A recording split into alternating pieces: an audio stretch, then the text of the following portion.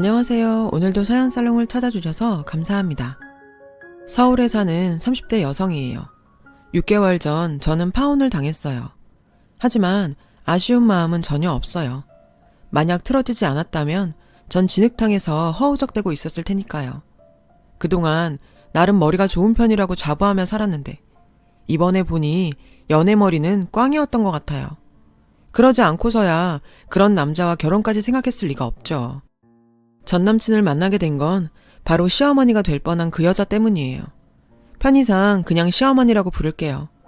저희 엄마는 영재교육원을 운영하고 계신데요. 거기에 남친 조카가 다니고 있었죠. 당시 저는 유학생활을 마치고 돌아와 석사 준비를 하고 있었어요. 그러다 학원 분점 문제로 바쁜 엄마를 대신해 잠시 학원 관리를 맡게 되었죠. 가끔은 학부모 상담도 했었는데요. 그때 시어머니를 만나게 됐어요. 대개는 담당 선생님들과 상담을 하는데 유독 시어머니는 늘 제 방까지 찾아와서 이것저것 질문을 하곤 했어요. 처음엔 이혼한 아들 대신 손주를 챙기는 할머니의 유별난 사랑인가 했는데 그게 아니라 저에 대한 관심 때문이더라고요. 근래 보기 드문 싹싹한 아가씨네요. 남자친구는 얼마나 복받은 사람이려나? 이러면서 은근슬쩍 제게 남자친구가 있는지 떠보셨죠. 제가 없다고 하자 반색을 하며 갑자기 SNS를 열어보시더라고요. 그리곤 남자 사진을 보여주셨죠. 요 녀석이 우리 작은 앤데 SNS에서 아주 유명인 사라니까. 근데 이 녀석이 헬스장 운영하느라 제대로 된 연애도 못했지 뭐예요. 아가씨랑 나이 차이도 별로 안 나고 선남선녀라 어울릴 것 같은데 어때요? 혹시 우리 아들 만나볼 생각 없나요? 전 당황스러웠지만 엄마 학원 고객이라 딱 잘라 거절하기도 뭐해서 그냥 웃어 넘겼어요. 그런데 글쎄 그날 이후부터 학원으로 사진 속 그 아들을 보내지 뭐해요. 명목상 손주를 데려오라고 보냈다지만 어머님의 의도는 뻔했죠. 저는 이미 사진을 본 탓에 그 아들을 단번에 알아볼 수 있었어요. 근데 실물이 사진보다 훨씬 낫더라고요. 제 마음이 다 설렐 정도였죠. 유학생활을 하며 건장한 외국 남자들을 많이 봐서 솔직히 한국 남자들 피지컬이 제 기준엔 좀 아쉬웠거든요. 그런데 이 남자는 전혀 꿀리지 않았죠. 키 180 정도에 딱 벌어진 어깨, 그리고 슬쩍 보이는 탄탄한 근육까지. 외형적으론 제 이상형에 가까웠어요. 괜히 SNS 인플루언서가 아니었죠. 그동안 사귄 외국인 남자친구들에 비해 전혀 꿀리지 않는 체격과 서구적인 외모 덕에 저는 이 만남이 계획적이란 걸 알면서도 기분이 나쁘지 않았어요. 알고 보니 이 남자는 체대를 졸업하고 헬스장을 운영 중이더라고요. 확실히 고객들을 많이 상대해서 그런지 말솜씨가 장난이 아니었죠. 대화도 능수능란하게 이끌었고요. 그렇게 우린 시어머니 계획대로 만남을 가지게 되었고 얼마 지나지 않아 불같은 사랑을 하게 되었어요. 평일엔 남친이 운영하는 헬스장에서 함께 운동을 하며 개인 PT도 받았고 주말엔 종종 교회 호텔에서 뜨거운 사랑을 나누기도 했죠. 사실 본능적으로 이끌렸기에 깊이 있는 대화보다는 몸으로 하는 대화를 더 많이 했던 것 같아요.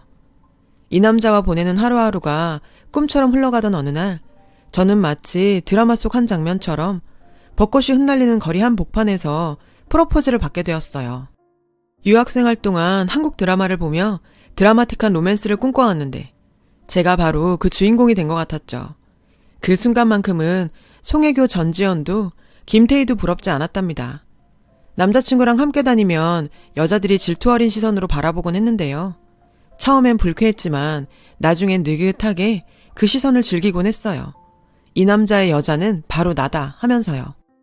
당시엔 철이 없던 때라 마냥 행복했어요. 그러다 우린 결혼을 약속하게 됐고 양가에 정식으로 인사를 드리기로 했죠. 그렇게 아름다운 결말을 맺을 줄 알았던 저희 로맨스는 딱 거기까지였어요. 예비시댁에 처음 인사를 가던 날 전 뭔가 잘못됐다는 느낌을 받았거든요. 몇 년 전 아버님이 암으로 돌아가신 뒤 어머님과 손주만 산다고 했는데 막상 집에 가보니 낯선 분들이 계시지 뭐예요. 우리 권사님 며느리감인가 보네. 듣던 대로 부티나게 생겼다. 그분들은 이미 저를 아는 것 같았어요. 무슨 상황인가 싶어 남친을 쳐다봤더니 남친도 당황하기 마찬가지인 것 같았죠. 그때 어머님이 나오셔서 같은 교회 신도들이라고 얘기해 주셨어요. 마침 제가 방문하기로 한 날이 구역 예배 드리던 날이라 와 계신 거라고요. 그럼 날짜 조율이라도 하던가 하지. 그때부터 전 기분이 좋지 않았어요. 게다가 시어머니는 뭐가 그리 신나는지 신도들한테 제 자랑을 늘어놓지 뭐예요. 마치 처음부터 작정하고 그분들께 절 소개하려고 부른 것 같더라고요. 그때 신도 한 분이 그러시는 거예요. 권사님, 이제 고생 끝났네요. 남편 먼저 보내고 아들 둘 키우며 그렇게 고생하시더니 이제 부잣집 며느리여도 호강하시겠어요. 이게 다 하나님의 은혜고 축복입니다. 그리곤 뭐가 그리 감사한지 여기저기서 아멘 할렐루야를 외치더라고요. 순간 제 귀를 의심했어요. 아니, 우리가 결혼하는 거랑 시어머니가 호강하는 거랑 무슨 상관이 있죠? 게다가 부잣집 며느리는 또 뭐예요? 그동안 남친과 연애질하느라 서로의 집안에 대해 별로 아는 것도 없고 묻지도 않았거든요. 그런데 왜 시어머니는 저를 부잣집 딸이라고 생각했는지 모르겠더라고요. 그렇게 찜찜한 상태로 전 앉아 있었어요. 예배가 끝나고 신도들이 돌아가자 시어머니는 제 손을 잡곤 이러시더군요. 아가, 난 처음부터 널 며느리감으로 찜했단다. 우리 집으로 시집와준다니 정말 고맙구나. 아들밖에 없는 집에 딸 같은 네가 들어온다니 얼마나 기쁜지. 게다가 큰애가 이혼까지 해버려서 적적했는데 이제 근심이 다 사라졌구나. 다 필요 없고 너는 그냥 몸만 오면 된다. 이러시는데 정말 난감했어요. 솔직히 부담스러웠거든요. 그래도 몸만 오면 된다는 말에 조금은 마음이 놓이긴 했어요. 혹시 엄마가 운영하시는 학원 때문에 부잣집이라고 생각해서 며느리 삼으려고 한 건 아닌가 의심했거든요. 근데요, 제가 물렁했어요. 그때 시어머니 본심을 읽었어야 했는데 사랑에 눈이 멀어 그러질 못했던 거죠. 결혼 준비를 하면서도 몇 번씩 이상한 느낌을 받았어요. 그런데도 전 바보같이 핑크빛 날들만 생각하며 애써 의심을 잠재운 채 어머님 말만 철석같이 믿었죠. 아무것도 필요 없다는 그 말을요. 전 그렇게 그들의 호구가 되었죠. 저희 부모님은 욕심이 없는 분들이라서 저보다 학벌이 딸리는 남친도 형편이 그리 넉넉하지 않은 시댁도 다 이해해 주셨어요. 절 사랑해주고 굶기지 않으면 된다고요. 오히려 부모님께선 남자 외모에 집착하는 제가 외국인과 결혼할까 걱정이셨대요. 아무리 부모님이 사위에 대해 바라는 게 없다지만 외국인 사위는 좀 그랬나 봐요. 그러니 남친 상황을 알고도 반기셨죠. 남친도 그런 저희 부모님께 싹싹했어요. 저희 집에 자주 찾아와서 부모님을 위한 운동법도 알려드릴 정도로요. 벌이는 약했지만 훈남에 부침성 있는 성격까지 나무랄 데 없는 사람이었죠. 그래서 전 조건과는 상관없이 남친과의 핑크빛 미래를 꿈꾸게 되었어요. 그러던 어느 날이었죠. 시어머니한테 전화가 온 거예요. 당시 석사 논문 준비로 눈코 뜰 새 없이 바쁘게 보내고 있었는데 어머님이 밥을 사주신다며 나오라고 하시더라고요. 솔직히 그럴 여유가 없었던 때지만 어머님 말씀을 거역하는 건 예의가 아닌 것 같아 약속 장소로 나갔어요. 식사를 하며 얘기를 나누는데 어머님이 제 눈치를 보시며 이러시더라고요. 아가, 나는 그냥 내가 몸만 오면 된다고 생각하는데 교회 사람들이 그래도 그건 아니라면서 다들 펄쩍 뛰더구나. 너도 그때 봤다시피 내가 교회에서 위치도 있고 따르는 사람도 있잖니. 결혼하면 다들 며느리가 뭐였냐고 교회 갈 때마다 물어볼 텐데 어쩌니? 내가 거짓말에 능한 사람도 아니고. 기가 막혀서 한참을 앓는 소리를 하시길래 무슨 얘긴가 했더니 결국은 남들 못지않게 혼수해오란 얘기를 돌려 하신 거였어요. 그것도 신도들 핑계를 대면서요. 그런데 듣자 하니 어머님이 받고 싶은 게 있는 것 같더라고요. 저도 보고 들은 것들이 있는데 설마 철없이 시집을 빈손으로 가려고 했겠어요. 어느 정도 맞춰서 해갈 생각이었죠. 어차피 해갈 거 기왕이면 원하는 걸로 해드리자 싶어서 어머님께 여쭈어 봤죠. 그랬더니 제 말이 떨어지기가 무섭게 어머님은 가방에서 종이를 꺼내더군요. 빼곡하게 적힌 혼수 목록이었어요. 적혀있는 품목을 보니 명품 시계와 가방, 그리고 고가의 수입 가전제품과 장인이 한 땀 한 땀 정성껏 손바느질한 수제 명인 이불 세트 등이 있더군요. 저는 기가 막혀서 입이 떡 벌어졌죠. 와, 열길 물속은 알아도 한길 사람 속은 모른다더니 그 말이 딱이더라고요. 이건 뭐 한미천 잡자는 심보가 아니고선 절대 이럴 순 없었죠. 어머님은 제 표정을 보곤 찔리긴 했는지 왜 이게 필요한지 한참을 설명하더군요. 마름침까지 삼키시며 이유 같지 않은 이유를 늘어놓으시는데 듣다 보니 살짝 애처롭기까지 하더라고요. 그런데 그게 다가 아니었어요. 사돈께서 집을 반 부담하신다고 하시니 내가 감사하긴 한데 사람들이 그러더라. 집은 집이고 예단은 다른 얘기 아니냐고. 부잣집 외동딸 시집 보내면서 예단 없이 하는 게 말이 되냐고 말이다. 순간 저는 귀를 의심했어요. 어머님, 그게 무슨 말씀이세요? 저희가 신혼집에 반을 부담한다니요. 제가 정색을 하자 시어머니는 깜짝 놀라며 말을 더듬었어요. 집 얘길 제가 아는 줄 알았던 거죠. 알고 보니 얼마 전 어머님이 학원으로 찾아가 저희 엄마한테 5억짜리 신혼집을 해주려고 했는데 큰아들이 그 돈을 빌려가서 안 갚는다며 펑펑 우셨대요. 사돈이 다짜고짜 직장으로 찾아와 건물이 떠나가라 우는데 거절할 수도 없었던 엄마는 아빠랑 상의 끝에 3억을 해주기로 했대요. 글쎄, 더 기가 막힌 건 나머지 2억이에요. 2억 중 8천은 남친이 부담하고 나머지는 대출을 받기로 했다나요? 나 참 어이가 없어서 전 화가 치밀어 올라서 더는 앉아있을 수가 없었어요. 그 길로 어머님께 인사도 않고 식당을 나왔어요. 그리고 엄마한테 전화했죠. 그랬더니 엄마는 어차피 당신들 죽으면 저한테 돌아갈 재산 미리 준 셈 치자더군요. 아니, 그래도 이건 아니죠. 그럼 부모 등골 빼서 결혼하는 거랑 뭐가 달라요? 게다가 이런 중요한 일을 저만 쏙 빼놓곤 마음 약한 부모님을 찾아가서 버렸다고 생각하니 참을 수가 없었어요. 시어머니가 보기엔 우리 집이 꽤 대단한 부자처럼 보였는지 모르겠는데요. 겉보기만 그렇지 실상은 아니거든요. 엄마가 학원 분점을 내시느라 사실 빚이 많아요. 아빠도 곧 퇴직하실 거라 얼마 뒤면 퇴직금 외에 더 이상 벌이도 없고요. 물론 시댁보다는 나은 형편이지만 그렇다고 딸 자식이 부모 노후자금까지 깨면서 시집갈 수는 없잖아요. 무엇보다 우린 시댁에 바라는 게 없는데 어머님은 왜 그렇게 바라는 게 많은지. 가만 보면 시어머니는 동정심에 호소해 본인이 원하는 걸 어떻게든 얻어내는 영악한 분인 것 같았어요. 전 너무 화가 나서 남친한테 전화해 이 사실을 알고 있었냐고 물었죠. 그랬더니 알고 있었대요. 그런데 자기야, 그럼 자긴 예단비 1억 얘기도 모르는 거야? 헐, 시어머니가 신혼집 3억에 예단비 1억까지 요구했던 거 있죠. 칼만 안 들었지 강도가 따로 없었어요. 더 이상 화낼 기운도 없더라고요. 머리가 터져 나갈 것 같았거든요. 뭐냐? 그럼 집도 우리 집에서 하고 예단비도 1억이나 받아먹겠다? 그럼 자기는 우리한테 뭘 해줄 건데? 어머님 정말 해도 해도 너무하시네. 이참에 팔자라도 고치겠다는 거야 뭐야? 자기야, 똑똑히 듣고 어머님한테 전해. 우리 집에선 아무것도 안 해줄 거야. 10원짜리 한 장도 바라지 마. 알았어? 전 제 말만 하고 전화를 끊어버렸어요. 전 남친이 다시 전화해 어머님은 자기가 책임지고 설득하겠다고 할 줄 알았죠. 그럼 못 이기는 척 남친을 받아주고 어머님한테 한 방 먹이려고요.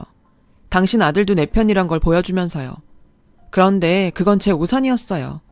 이후로 남친은 연락하지 않았거든요. 처음엔 어머님과 크게 다투고 마음이 안 좋아서 연락 못하나 했어요. 그러다 그날 제 말을 끝내는 걸로 알아들은 건가 걱정이 됐죠. 결국 전 남친의 SNS를 열어봤어요. 어떻게 지내는지 훔쳐보려고요. 그런데 약간 싸한 기분이 들더라고요. 저와는 달리 남친은 너무 멀쩡했거든요.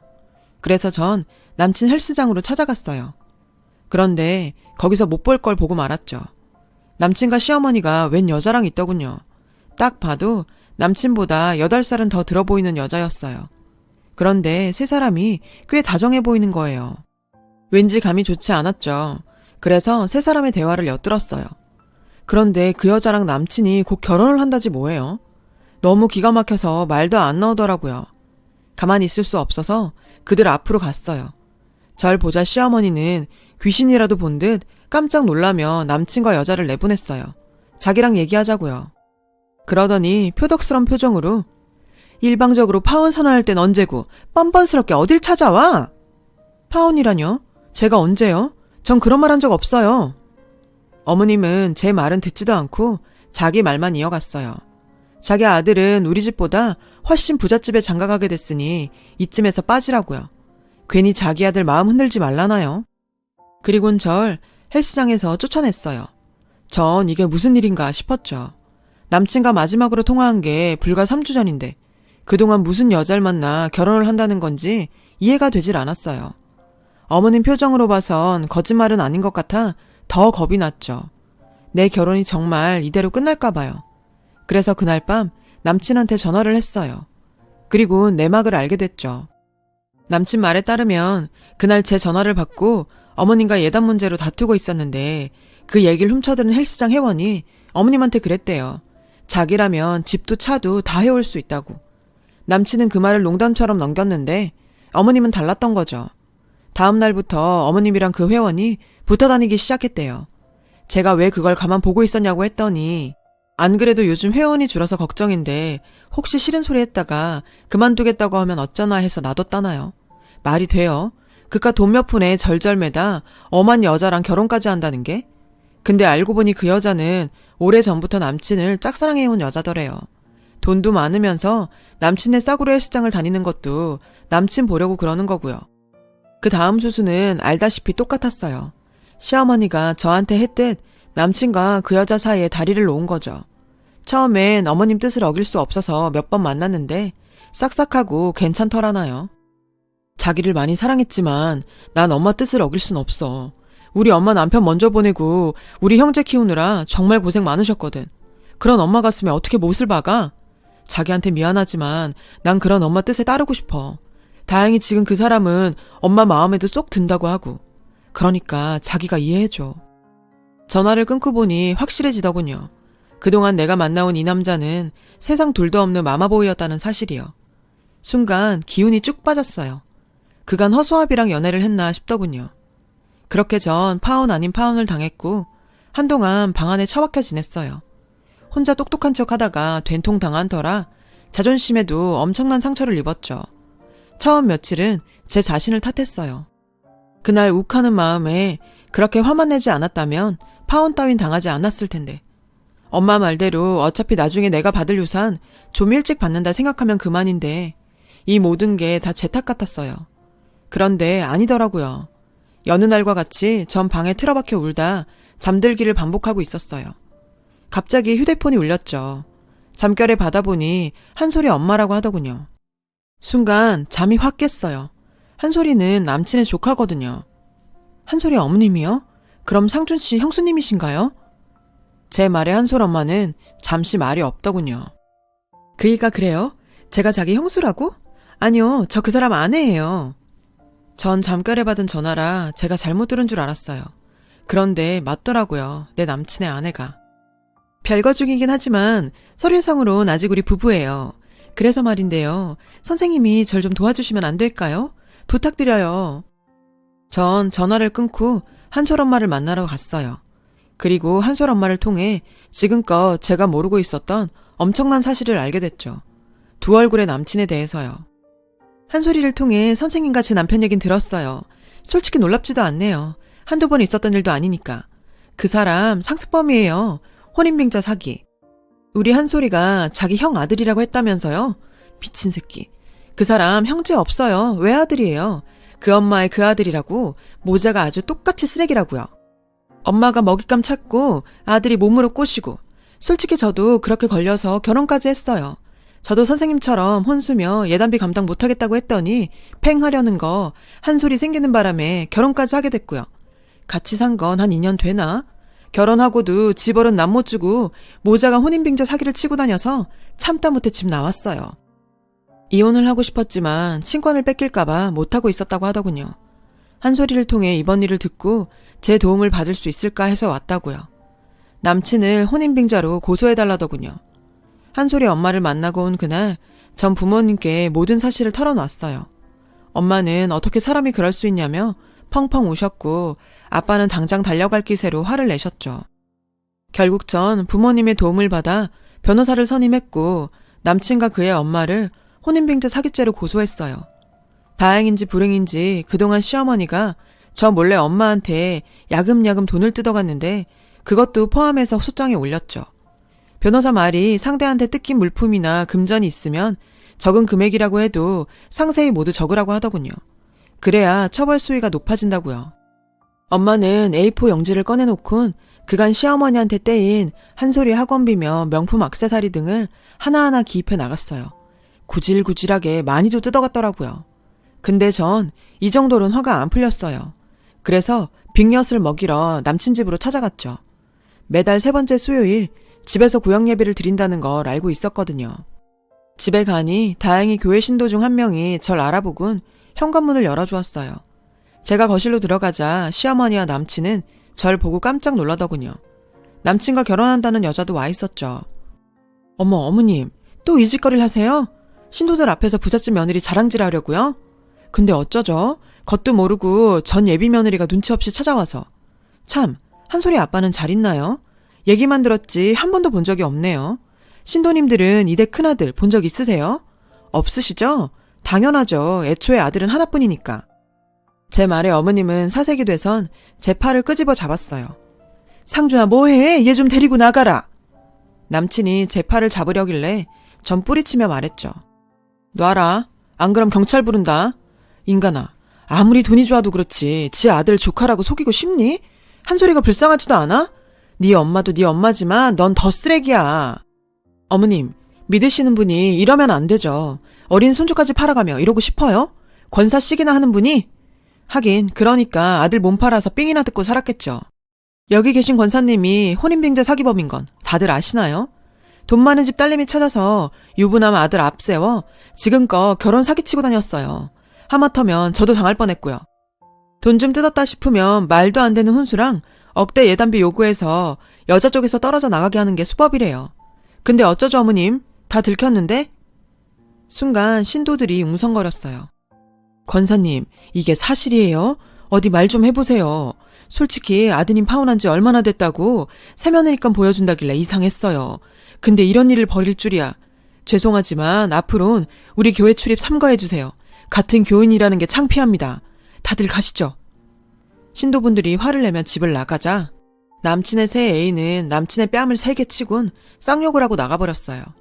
사람들이 모두 돌아가자 드디어 시어머니가 본색을 드러내더군요. 언젠가 제게 보였던 그 무서운 얼굴로요. 넌 창피한 것도 모르니? 남자 몸에 혹해선 정신 못 차린 주제.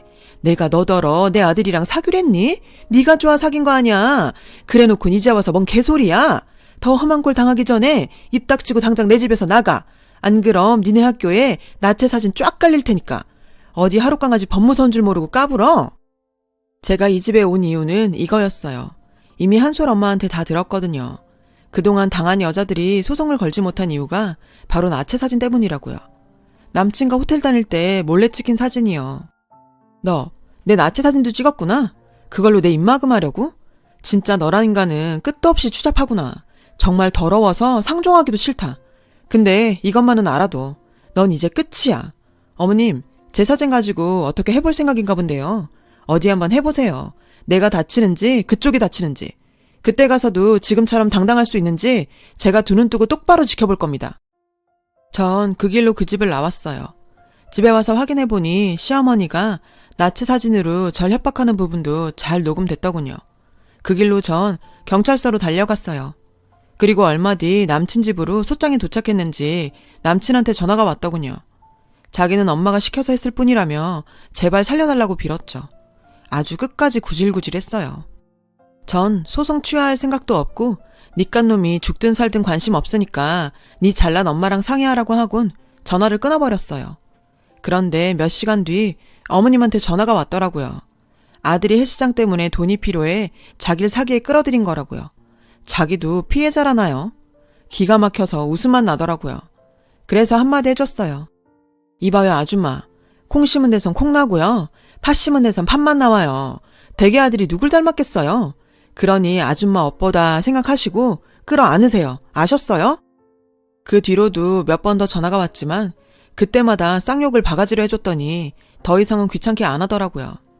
언젠가 지나가다 보니 남친 헬스장은 문을 닫았더라고요. 이미 동네에 소문이 나서 회원도 다 떨어졌다더군요. 남친의 SNS는 욕으로 초토화됐고 거기엔 외국인들도 욕을 달았더군요. 아주 국제적 망신이죠. 현재 전 모자와 소송 중이에요. 혼인빙자 사기와 불법 도찰, 협박으로요. 재판 결과는 아직 나오지 않았지만 워낙 증거가 확실해서 당연히 승소할 거라고 하더라고요. 한솔이 엄마는 친권과 양육권 모두 받아내고 이혼을 했어요. 고맙다며 엄마 학원으로 인사를 왔는데 우린 보자마자 끌어안고 엉엉 울었죠. 서로 고마워하면서요. 결국 전 논문 심사를 포기했어요. 이 정신에 논문을 쓰는 건 무리더라고요. 그래서 잠시 여행을 할 생각이에요. 잠시나마 일상을 떠나 머리를 식히고 싶거든요. 반성도 하고요. 겉모습에만 혹했던 제 자신도 반성하고 황폐해진 제 내면도 가꿔볼까 해요. 하루아침에 바뀌진 않겠지만 노력하면 적어도 오늘보다는 조금 더 나은 사람이 될 수 있을 거라 믿거든요. 지금까지 제 사연을 들어주셔서 감사드려요. 부디 여러분은 저처럼 사랑에 속지 마시고 좋은 짝 만나 행복한 인생 사시길 바래요. 여러분, 사연 댓글에 응원과 현명한 조언 부탁드려요. 좋아요와 구독은 저에게 큰 힘이 됩니다. 오늘도 좋은 일 가득하세요.